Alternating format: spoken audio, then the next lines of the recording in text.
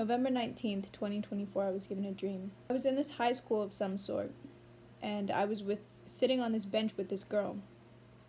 I needed to go to the bathroom to change my clothes. So she sat outside and waited for me. As I was changing my clothes, I kind of peeked out and I saw that this guy walked in and sat next to my friend who was sitting on the bench. So I layered a bunch of clothes on to look as presentable as possible. I really wanted to look put together for these two, but I ended up looking ridiculous trying to please men. I had a shirt on, a pink sweater over it, and a short sleeve black shirt on top, not to mention this ugly green beanie. I just really wanted them to like me, but I knew I looked terrible, so I took it all off. Eventually I settled with something that wouldn't look too holy, but also wouldn't look too worldly, in my eyes, in the dream. I was wearing a black shirt and a simple black hoodie to try and appeal to them. I remember tucking my hair behind my ear and walking out of the bathroom, and when I did walk out, the girl who was supposed to be my friend didn't even speak to me, and the guy didn't make much effort to speak to me either. So it was almost as like this entire sitcom-like episode played out while I was being actively ignored by who I thought to be my friend. Later on, they grew up together, and the two were getting married. The wedding venue was beautiful, it was well decorated, but these two were so dysfunctional. The bride, the girl, was in the venue throwing a tantrum and beating the floor and was extremely furious about something, while the groom wasn't even dressed. Upstairs at his house, even though my friend had actively ignored me and basically tossed me to the side, I went to try and go comfort her, along with some other abandoned friends. We went down to the venue, and the place was very dark. The floor was this rich, dark wood, very polished, and so was the walls and the ceilings. The table that all the guests were supposed to eat at was made of the same wood. However, it didn't seem big enough to accommodate all the guests. There was some greenery thrown on top of it as a centerpiece, which only made the dining table even more cramped. I knew that not all of the guests could fit at this table. There was no consideration put in for them. The bride was more so worried about herself. She was wailing in the dining room as all the guests cowered in the living room, staring at her through the doorway.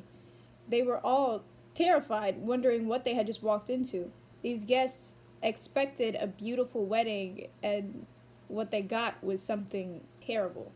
Everyone was afraid of the bride, and no one dared to try and say anything to her. I noticed she was abnormally tall now compared to how she was before. She wore a big white wedding dress, and she looked much like a bride. However, she didn't act like it. Her old friend and I tried to cheer her up, but again we were ignored. So we retreated back to her house, and ran into her groom-to-be, who still wasn't dressed. If anything, he was more so dressed for a casual lunch, wearing a shirt and a jacket and some jeans. He had no regard for this wedding at all. In an attempt to bond with him, I tried to tell a story to lighten the mood, but he had his hands in his pockets and completely ignored me and turned around and walked out of the room. This wedding eventually commenced, but I didn't attend because I knew I wasn't wanted there. Instead, I booked a ticket to China. It appears as though my attention was being turned towards another matter. In China, I saw this old man in about his 70s, 80s, and he was cleaning out his house. There was so much filth in it, it almost looked like a hoarder house. And at the time that I was seeing him, he had just cleared out the area when you first walk into the house. He came outside and began to sweep off his porch. Suddenly, a woman walked up to him with her son in her hands, who appeared to be 1 or 2 years old. She greeted the old man, and the old man smiled at her and asked, "How old is he now?" as if he's seen this little boy before.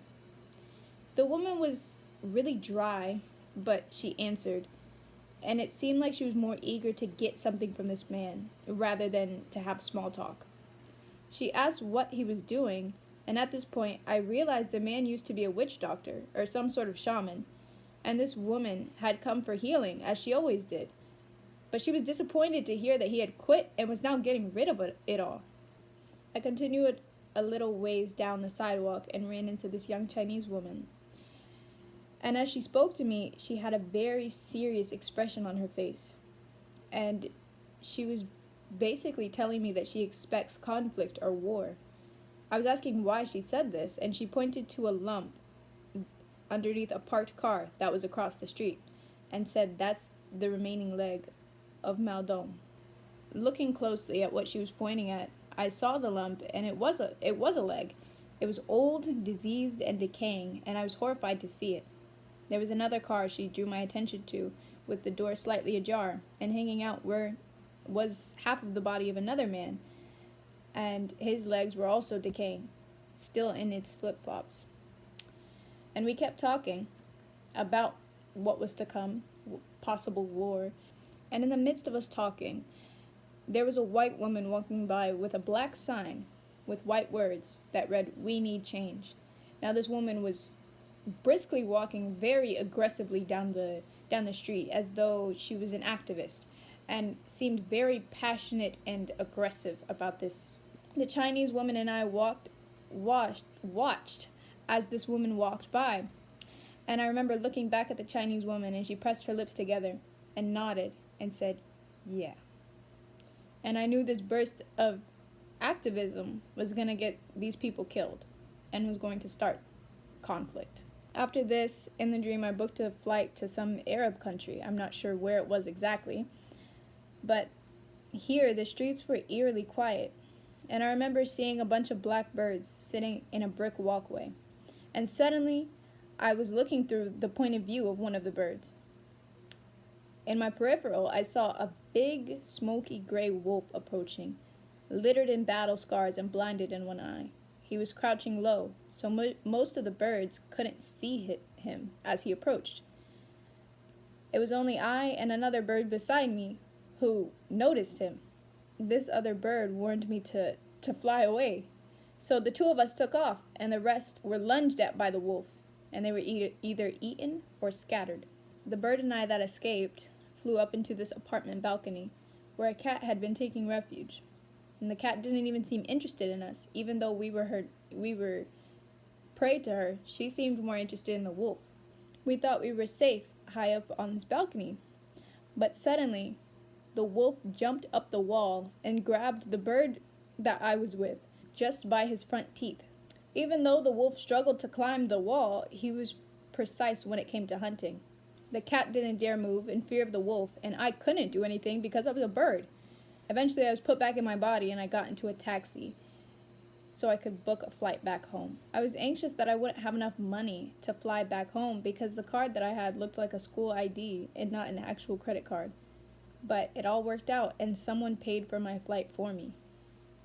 I was thankful to be back home, but the bride was angry, the bride from the beginning of the dream.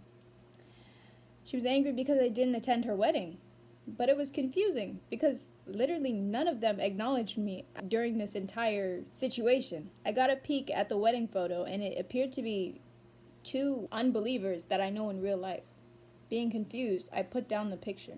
I was going to post about what I saw in China and that Arab country on this Snapchat account that I literally had no friends on, so no one would see the posts, but the bride yelled at me and said, "Don't post that." I knew it was because she didn't want people knowing that I wasn't at the wedding and that this would be damaging to her reputation. We see in many parables where Jesus is compared to the bridegroom and the church, the bride. The woman that was shown to me in this dream signifies the false church, the false bride, and the man, the false groom, or the false Jesus. In this dream, I was trying my best to impress both the false church and the false groom, but I ended up looking absolutely ridiculous.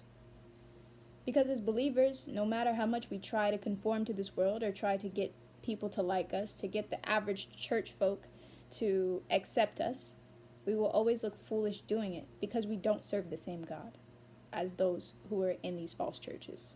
In the dream, I left the bathroom still trying to be pleasing to them, but there was nothing I could do to meet their standard. It didn't matter what I did because ultimately, they didn't have any genuine love for me. This false church thinks that this is the love of her life. They worship this person who they think is Jesus, but is really the enemy. And this is no new thing. This is a long-term relationship. And the sad thing is that they have no idea that this man is Satan and doesn't actually love or care for them. When we believe in Jesus, Jesus gives us the power to love one another with a true love, not the love that this world gives, but the love of Christ. But many of these churches aren't actually worshiping Christ, but are worshiping a false bridegroom, Satan disguised as an angel of light. And Satan cannot give you a love for your brethren. So these people who are affiliated with these churches do not have love for their brethren. And that's exactly what was being shown to me. This woman had no love for her friends and couldn't show love for her friends because the man who she was joined to had no love for anyone. And in return, because she can't give love, she's neglecting all of her friends. Because these false churches can't have love because they don't have Jesus, all the congregants, they're being spiritually neglected. This relationship looks nice on the outside. The woman seems to have many friends, but inside there is no love or care. The same way in real life, the church looks beautiful on the outside. You walk in, it smells nice, beautiful ambiance playing, but there is truly no love. They're playing off your carnal emotions to make you feel something, but there is truly no love, not the love of Christ. Matthew 23 verse 27 speaks of this. Jesus himself says, "Woe unto you, scribes and Pharisees, hypocrites! For ye are like unto whited sepulchres, which indeed appear beautiful outward, but are within full of dead men's bones, and of all uncleanness." The church is decorated nicely. They got the smoke machines. They got the embellished crosses on the wall. A nice brick walkway outside. But the inside is dead, and they don't even realize it. Even though the church looks beautiful, it's dressed like a bride. She's bratty and angry and loveless. The bride in this dream was having a temper tantrum and screaming and crying and wailing on the floor. She didn't care about any of her guests. She only cared about herself. Now the true bride of Christ, the true church who actually worships Jesus, produces fruits of love, joy, peace, patience, kindness. Galatians chapter 5 verse 22 to 23 speaks of this. But the fruit of the Spirit is love, joy, peace, long-suffering, gentleness, goodness, faith, meekness, temperance. Against such there is no law. It's the same with the groom. This false groom was apathetic, didn't care at all about his church, is absent, and appears to be loyal to the church, but really has no intention of being a good husband. Meanwhile, the true bridegroom, Jesus, is loving, knows all about his bride, is very dedicated to his bride. There is a stark difference. And instead of being true friends, the friends of this bride and groom were more like slaves. We were there as props to make the life of this couple look like they had many friends and they were well liked, but it was all a very superficial relationship. At the wedding venue in this dream, there was no care put into accommodating for the guests. There wasn't even enough space for them to eat and grow. And once again, the people were neglected. They overly consumed with how the church looks, with vain things, that they completely forget to feed their congregation, to teach them the word, to teach them the Bible, to teach them to get alone with Jesus. Jesus is not present in this church. So many churches are so infatuated with the youth programs, the women's nights, the Christmas service, the Thanksgiving service, the charity work, the revival nights. They don't even realize that they're being deceived. Deceived into what? Marrying the wrong bridegroom. They aren't marrying who they think they are. They aren't marrying Jesus. They aren't being joined to Jesus. They aren't growing in relationship to Jesus. They're growing in relationship with a whole nother spirit. All those attending this wedding think they're attending the true wedding supper of the Lamb. But little do they know they've joined a false church and are following them to the wrong wedding and are being duped. When this false wedding starts and the guests file in, then they will see that they made the wrong choice. They will realize that they weren't in a true church and they weren't actually following Jesus, but being led astray by the wrong voice. Matthew 24 verse 5, "For many shall come in my name, saying, I am the Christ, and shall deceive many." And there are many people who see problems with these churches, people associated with these churches, but they fear what the church thinks. We know that the true wedding supper of the Lamb will happen in the end. And there will be a supper for the false church as well, but it will not be nearly as lovely as they expect it to be. Now for the part about China. There was a Chinese man getting rid of his old life, his past sins, repenting and turning to a new life. This is because there are still souls who Jesus will have mercy on. And though it seemed like he was a new convert and had a lot of cleaning up in his life to do, and there wasn't much time to do it, he was still given a chance. John chapter 5 verse 21 says, "For as the Father raiseth up the dead and quickeneth them, even so the Son quickeneth whom he will." Now don't take that as an invitation to live however you want and then repent when the sky is cracking open. The Lord knows your heart, and if your intentions are wicked, you will not be going with him. There was a part in this dream where this woman pronounced Mao Zedong's name wrong. She said Mao Dong. I ended up looking up the meaning of Mao Zedong's name, and the Z that was missing actually means brilliance and grace. But brilliance and grace was taken out of his name. There is no brilliance, there is no grace in anything that Mao Zedong has ever taught.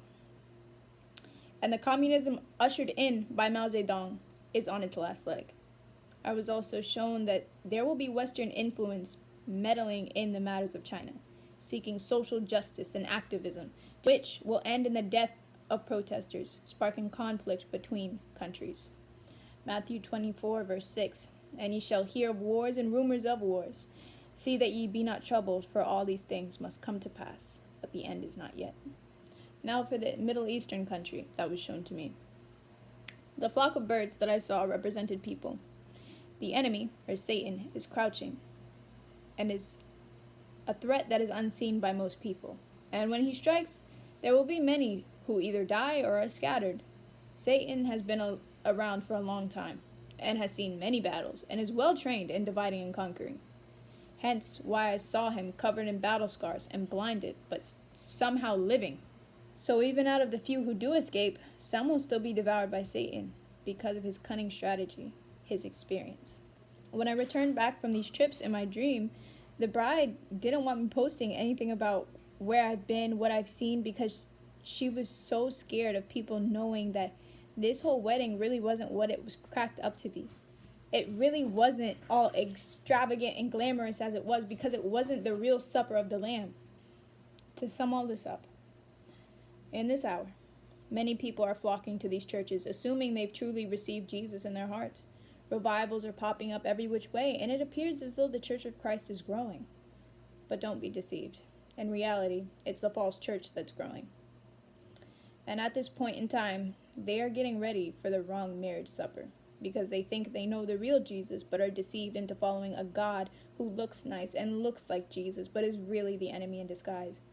They know the church vernacular, they know their Bible scriptures, but they don't know Jesus. John chapter 5, verse 24 to 26.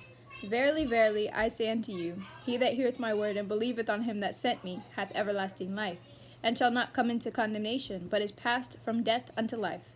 Verily, verily, I say unto you, the hour is coming, and now is, when the dead shall hear the voice of the Son of God, and they that hear shall live.